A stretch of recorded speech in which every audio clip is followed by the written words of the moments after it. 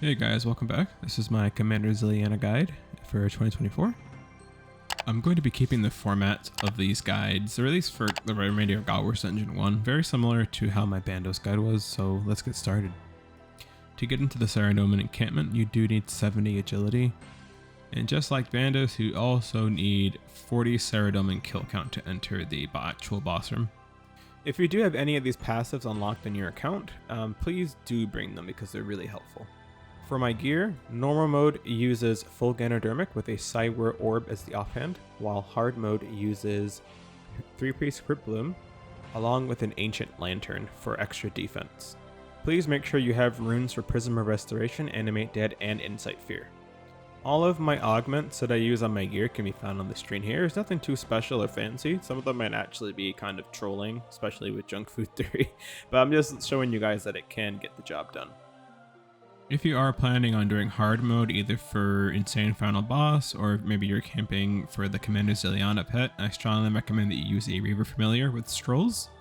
The Strolls are just an added bonus to make sure that you don't die during the fight, because you can get stacked very easily.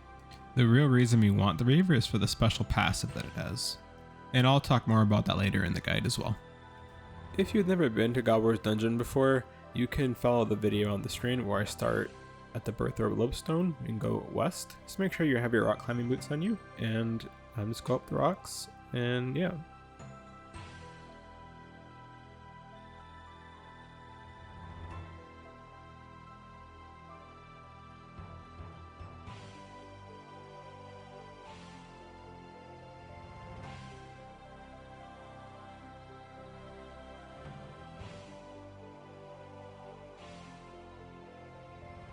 Once you enter God Wars, the encampment is directly to the east. You head south down some rocks.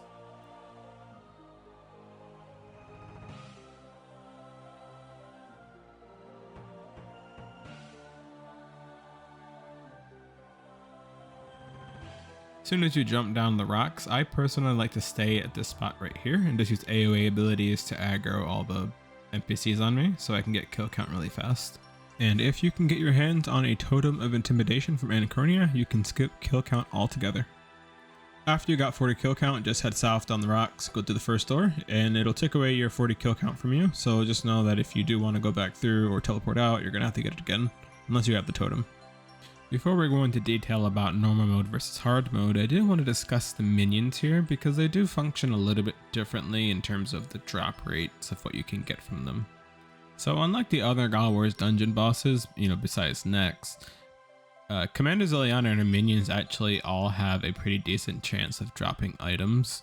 So whenever I'm in the fight, I always try to position myself where I can actually kill a minion during my fight so that it has an additional chance of respawning. That way I can kind of, squeeze in 2 kills on a minion and hopefully get a cheeky Armadyl crossbow.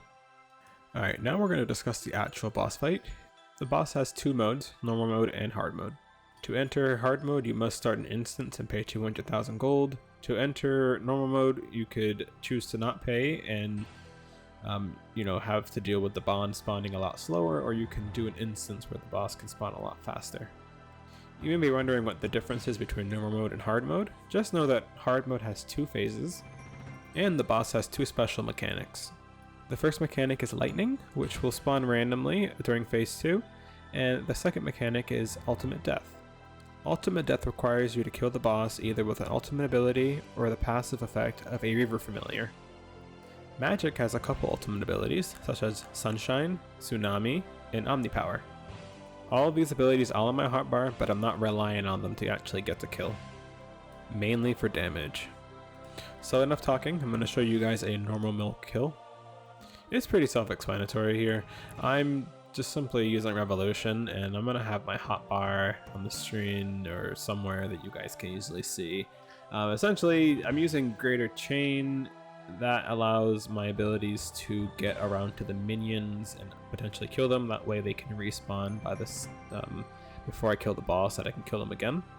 I think the main reason why I do this is long ago when this boss was reworked, a lot of PVMers wouldn't actually kill the boss, they'd actually kill the minions for the drops because they were so profitable at the time. But yeah, you can see that I killed the boss and in the minions, and now I'm killing them again the second time. And it is possible to get a drop off of these guys, so I'm also, keeping my adrenaline up doing this. And the second I kill Starlight, the Commander Zilyana boss spawns. So it's not like I'm wasting my sunshine or anything, it's being put to very good use.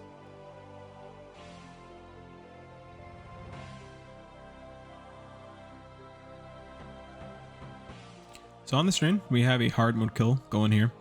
In phase 1, the boss has 50k HP. On the screen, I am a little bit zoomed in here just to show you guys the spec when it comes on phase 2. And also, one of the things you can't see is that I am watching my familiar's health on the side, and when it gets below 25% health, I'm going to use Prism of Restoration to heal it. As soon as the boss hits 0 health, phase 1 is over, and during phase 2, it will have a brief moment of invulnerability where you can't target the boss.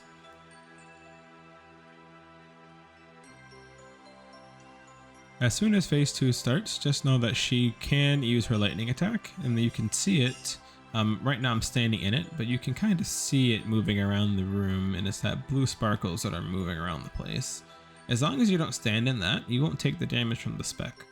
It appears to be random, at least to my knowledge, of where it actually goes and what path it takes. But after a couple hits, it will actually move, but you can die really fast from it, so you can easily avoid it by just clicking out of the way. Just be mindful that she can spawn more than one at a time. Alright, and on this screen, I wanted to show you guys how the Reaver interaction works. So, here I'm not using the ultimate ability to kill the boss, but the typeless damage from the Reaver hits at 50, and that counts as a way to kill the boss. Anyway, I hope you guys enjoyed the video. I'm doing my very best at, learning video editing again. I've learned that I'm actually a lot more rusty than I originally thought, so I have some training videos to watch, and we'll see how that goes. So if you guys did like the video, please do give me a like, subscribe, and I'll see you guys in the next one. Peace.